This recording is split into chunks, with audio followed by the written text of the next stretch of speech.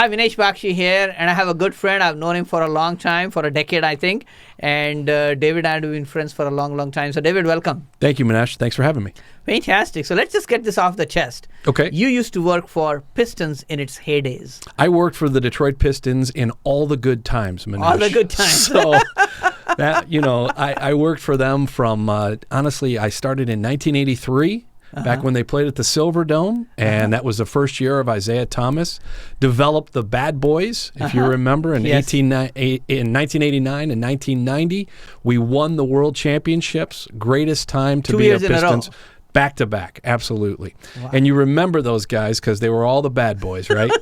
Isaiah Thomas, Joe Dumars, Rick Mahorn, Bill Lambier, one of our favorites, Dennis Rodman before he got really weird, John Spider Sally, all of the Vinnie Johnson, all of those guys. Wow, that's amazing. Yeah, so that was a fantastic time in my life.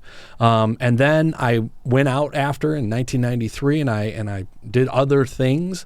Came back in 2001, and not coincidentally, but during that time, if you remember, they went to teal and burgundy and a different logo and all that other stuff, and they weren't very successful. Well, I come back in 2001. Joe Dumars happens to come back as a general manager, and we go back to red, white, and blue, and we go back to the logo, and we go back to honestly winning. And in 2004, we win the World Championship again.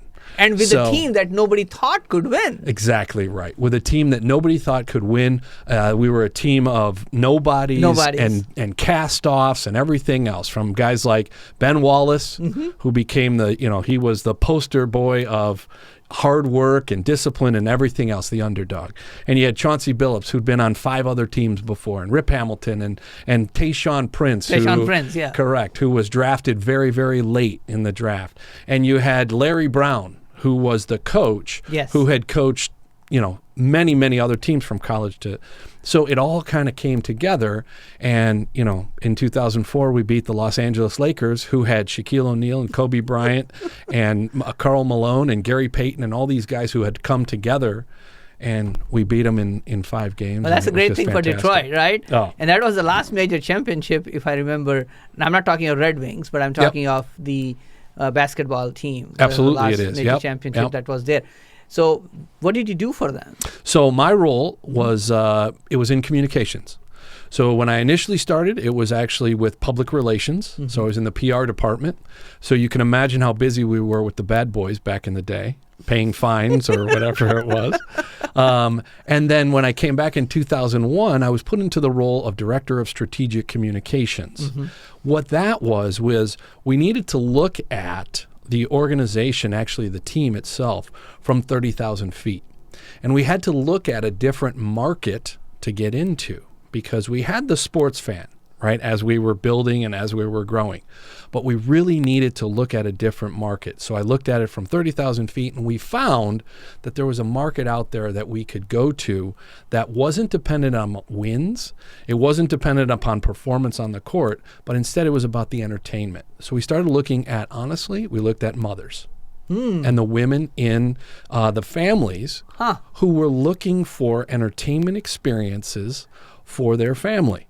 Interesting. And it got to the point, and this was nice, in 2001 we weren't a very good team, but as we were growing, we were highlighting and showcasing the entertainment experience.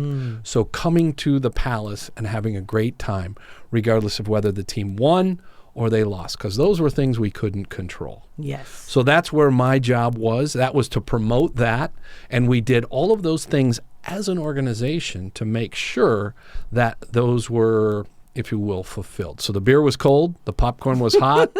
We made sure that the parking lot in February was all iced cleaned off and salted and everything else. And we made sure that you had a great experience from the minute you left your driveway to the minute you got back. Wow. And I was part of that team that put that all in place, and that's where my marketing experience and background comes from. Which is where we are going next. So obviously you have had marketing or PR experience, and then obviously you have a sales rep process, and then obviously now we are talking about more marketing. Your mentality that you and I were talking about is the role of marketing is to generate leads for the salespeople. Correct. Correct. So tell me a little bit about, because now you have a marketing company, you have obviously you help people in growing their businesses. Tell me a little bit about how exactly are you helping clients? So my company is DMW Consulting. Started out as a sales rep company. So I had some small businesses that I was working for. I'll mention them. Carrot Wellness, which is a mobile app in the health and wellness industry. I've got the Old Man in the Gym, which goes back to my basketball roots. It's a coach that I knew back in the day who actually wrote a book. Fantastic to work with him because I get to relive all those days. And then my third is Fresh Gear, which is a disinfectant and deodorizing spray that was developed specifically for gear, specifically for hockey gloves. Huh. And if you know anything about hockey players, you know that their gloves stink. I used to play in beer leagues, and I understand. So we developed that deodorizer as, you spray it on, it dries, it not only disinfects it, so you're not getting any rashes or anything like that, but also deodorizes it well.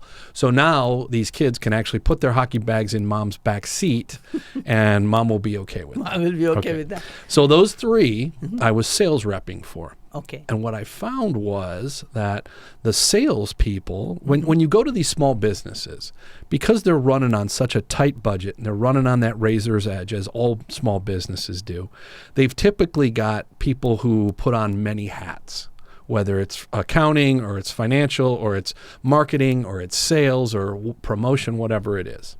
And these people, unfortunately, when you get to the marketing department, they're so focused on brand awareness, building the brand, building the reputation of the company and the product itself, that they don't have the opportunity to take it to the next level, which is to provide the leads to the salespeople so they can ultimately sell the product. And I think that's a good point. Now, again, brand awareness and everything else is important. The logo is important. Nothing wrong with any of that. But let's make sure that there is actually a connection between a sale, which means a lead has to be generated somehow in order for the person to be able to say, okay, I can call or meet or whatever it is, and then get the sale from that. And you and I both know that the goal of any business is to make money and be profitable. That's why it's called a business. Exactly right. And not a nonprofit. Not a nonprofit, and or what you call it is a failed business. When those don't happen. So if you are doing everything you can to push the sale and to be profitable and to sell the product, then you're going to be a good successful business. Yeah. Correct. Yeah, exactly. Yeah. So what do you do for companies like Carrot Wellness? So you know what has happened, Minesh, is since my days at the Palace, right? Yes. We were talking about this a little earlier. It used to be that you'd work in three areas: community relations, public relations, and advertising, and that was all under the marketing umbrella. Well, back in the day, being as old as I am, Me too. and you too. You are younger than me. I know that. We remember when newspapers were the big thing. Correct. And then it was radio advertising, and then it was television advertising, right? And those were the big things.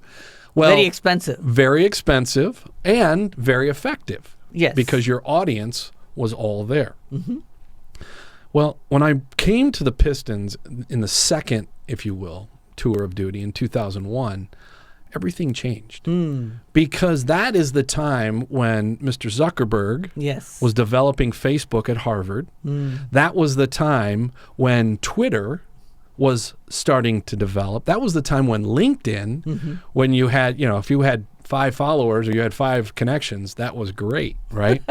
Snapchat hadn't been invented. TikTok was was still what you did with a clock and all these other things. I still remember the day when I went in and I said to the board, if you will, the CEOs and the C-suite levels, I said, we really need to get out there and tweet. They did exactly that. They looked at me like I had 4 heads. Right? Now, you can't imagine how many followers the players have. Yes. And I didn't even mention Instagram, for crying out loud. So it has all changed. Marketing has all changed because now you've got platforms which are essentially free that businesses can use to do all of those things that we talk about: advertise, promote, show community relations, show all of their public relations. And they can use these platforms for free, basically. Yes. Right? And get the word out. Yes. And what has happened, Minesh, as you know, is that's now, these platforms are where everybody is. Your demographic is there. You'll find new markets that you can get to. Mm-hmm. So what we do with the DMW Consulting, particularly for Carrot, the mobile app, is we are on these various platforms promoting what we do and really just showing what we do, almost like we're fishing. We're throwing the lures out there, and we know we're in the right water, right? But now we just have to attract the right markets. Very interesting. And I think most people know this is there, but somehow there is obviously, for me as well, is there's not enough education, awareness of specific steps to take. And then, okay, there's an 8-year-old kid making millions of dollars on YouTube, right? We heard of those kind of stories. Sure. And then it makes us wonder, it's like, what the heck am I doing? And I think it comes back to understanding the basic principles of marketing, which is you form a connection with a group of people that really see the value of what you provide. They are emotionally feeling that what you offer makes sense to them.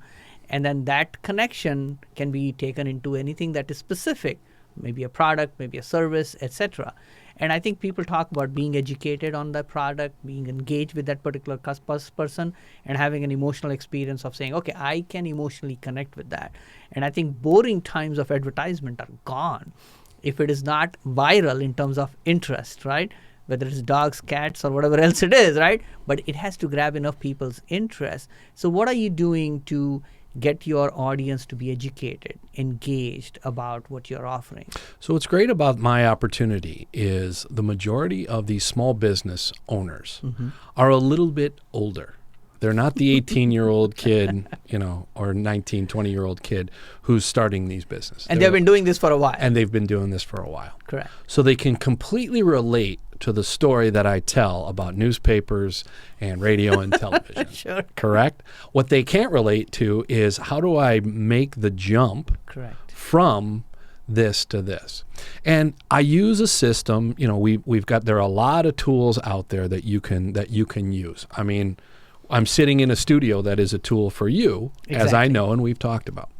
But there are a lot of those, and I look at those platforms, whether it's Facebook or it's Instagram or it's YouTube, as tools for the opportunity to market, to build those relationships, as you've talked about. And what I specialize in is bridging the gap, taking people from, and this is crazy, but taking people from the early 2000s to today and showing them how they can cost effectively utilize all of these platforms and do it on a way that is, I talk about consistency and persistency. Very true. And all of that relates directly to digital advertising or digital marketing, right? And utilizing those platforms. And then what we have to talk about, and this is where I specialize in, is creating the content that goes on all of these platforms. It's there within every business. And then all we're doing, Minesh, and this goes right back to sales, all we're doing is telling stories. Very true. And you're finding platforms to tell those stories. Exactly. And this is where exactly one of the things which I'm doing is getting people here who are excited about what they have, they're passionate what they have, and they can tell their story to me and obviously the people who are watching. Absolutely. And over a time period, that story spreads, creates a viral effect, because human beings are wired to listen to stories. Once upon a time will always be important. I love it. Once upon a time, the moment you say that, your brain says, oh, I'm listening to a story. Correct. Your brain relaxes, it lowers the barriers for interest, because now suddenly they are saying, okay, this is something which I should pay attention to. And the human beings are wired that way, so the stories are always going to be relevant from that perspective. If we can tell stories, and those stories educate, yes, and those stories provide an opportunity for a business owner in this case to make an educated decision about selling their product, about getting the word out about their product, about whatever it may be, then we've done our jobs. I've done my job. as far as a marketing person goes. Well, there are three questions every person is asking before they buy. Mhm. You do that, I do that. The first question, I believe, is why should I buy the product or service you are selling? Mhm. Number two is why should I buy from you? Mhm. And why should I buy now? And we all have those three questions, whether we go to buy a car or anything else for that matter. Yeah. And I think your job as a marketing person is to answer those three questions in a way that becomes attractive to the Yep. person who is going to be obviously watching, listening, or whatever they're paying attention to, Correct. and then lead them towards the sales area. That's exactly right. Yeah, That's and that's the exactly story right. part is And it engaging doesn't them. matter if it's on radio or television or newspaper or Instagram or Facebook or YouTube. Yeah. It's still the same basic principle of marketing. It's just taking those and relating it to these business owners who see the opportunity, but they don't have any way of doing that. So, I agree with you. I We think it's- we can put a plan together that will put everybody together. And I like to put together, honestly, and we used to do this back in the day, but we'd ask for the magazine or the newspapers what was called the media calendar. They knew what they were going to discuss in January, February, March. Yes. So we now put together a media calendar for all of the different platforms. And all we're doing is planning the content to put on those pieces of social media or on those platforms. Very interesting. And it's not hammering, buy our Carrot Wellness, buy our Fresh Gear all the time. Every now and then Yes. is okay. You have to promote yourself. Right. But we're also doing things that will draw people in and keep them on content creation. Wow, that's interesting. How can people get hold of you, David? Easiest way to get a hold of me is via email. My email address is my last D, Wieme, Wieme, which you'll see on the screen, 0714, so you'll never forget my birthday. And I'm at July 14th. Exactly right. And I'm at mac.com. You're a Mac guy. I am. And you know what I found out? I got a new phone the other day, and I told them about my mac.com email address. The kid from the Apple store was like, that's a valuable email address. I was like, what? Because I think they went to the @me.com. Oh. So I didn't having know a that. Mac address is It's valuable. prestigious now. David, Look you at are that. Maybe he was marketing me. I don't know, Minesh. it. Whatever. He's telling me a story. You feel good, right? Yeah, exactly. I do. So I do. DWIEME 0714 at Mac.com. Mac.com. Yes, sir. Fantastic. Well, thanks again. Any last words of wisdom? I don't know. I wish we could go back to the days of championships and winning, and unfortunately, I don't know what we'll see. Right now, we but don't have a team winning in Detroit, do we? We don't. We Yeah, don't. It's a we don't very have- sad time Well, in I'm sure that Detroit will change in the sports. near future. I hope Hopefully, so. some people are watching and they're going to be the athletes joining the teams and making Detroit proud again. Correct? Hopefully. Yep, Exactly. absolutely. Thanks for Fantastic. having me, Minesh. Well, David, what a pleasure. Thanks again for watching.